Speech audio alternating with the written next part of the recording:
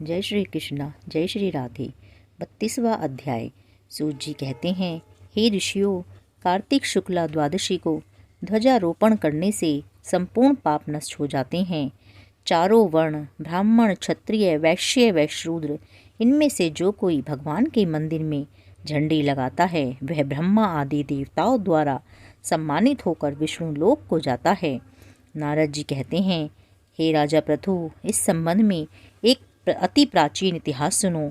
बहुत पहले सतयुग में सुमति नाम का एक चंद्रवंशीय राजा था जो अहंकार से रहित तथा भगवान का भक्त था।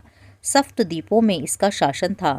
सत्यवती नाम वाली उसकी रानी अत्यंत पतिव्रता थी। वह भगवान के सामने नृत्य करती तथा कार्तिक शुक्ला द्वादशी को भगवान के मंदिर में ध्वजा बांधा करती थी।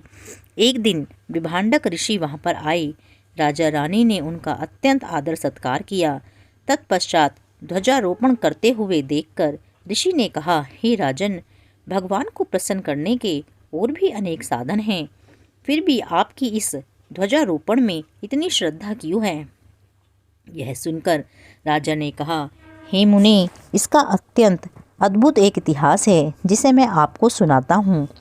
मैं पूर्व जन्म में मालिनी नाम वाला ब्राह्मण, द्वेषी, कुकर्मी, महापापी तथा वैश्यागामी शूद्र था। इन कुकर्मों के कारण मेरे बंधु बांधवों ने मुझे घर से निकाल दिया। इसके पश्चात वन में जाकर मैं एक टूटे फूटे विष्णु मंदिर में रहने लगा। दिन में वन के जीव जंतु तथा मृग आदि मारकर अपनी उदर पूर्ति किया करता था। एक दिन विंध्याचल पर्वत पर रहने वाली कोकिलिनी नाम की एक निषाद कन्या, जिसने अपने पति को मार दिया था, भूख से व्याकुल होकर वहां पर आई और मेरे पास ही रहने लगी। संयोगवश कार्तिक शुक्ला द्वादशी को हमने एक कपड़े को बांधकर झंडी सी बनाई और दोनों मदिरा पीकर झंडी हाथ में लिए सारी रात नृत्य करते रहे। नृत्य करते रहने के कारण प्रातःकाल हम दोनों की मृत्यु हो गई। तब यमदूत हमें यम फांस में बांधकर मारते हुए यमराज के पास ले चले। उसी समय विष्णु भगवान के दूत विमान लेकर वहां पर आ गए और यमदूतों को धिक्कारते हुए बोले कि तुम सिर्फ पापियों को ही यमपुरी ले जा सकते हो, धर्मात्माओं को नहीं। इस पर यमदूत भी क्रोधित होकर बोले, ये दोनों महापापी हैं, जीवन भर इन्होंने एक भी पुण्य कार्य नहीं किया है, इसी कारण हम इन्हें यमपुरी ले जा रहे हैं। तब विष्णु पार्षदों ने कहा कि यह अत्यंत खेद की बात है कि तुम्हें धर्म अधर्म का तनिक भी ज्ञान नहीं है।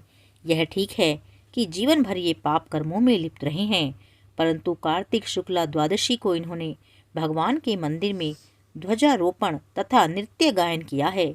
इससे इनके संपूर्ण पाप नष्ट हो गए हैं। अतएव ये विष्णु लोक जाने के अधिकारी हैं, भले ही इन्होंने अनजाने में यह सब कार्य किए हैं। इसके पश्चात विष्णु पार्षद उन्हें विमान में बिठाकर विष्णु लोक को ले गए।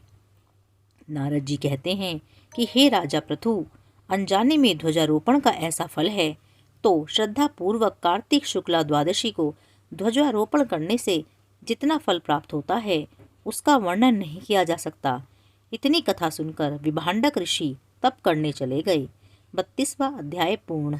जय श्री कृष्णा, जय श्री राधे।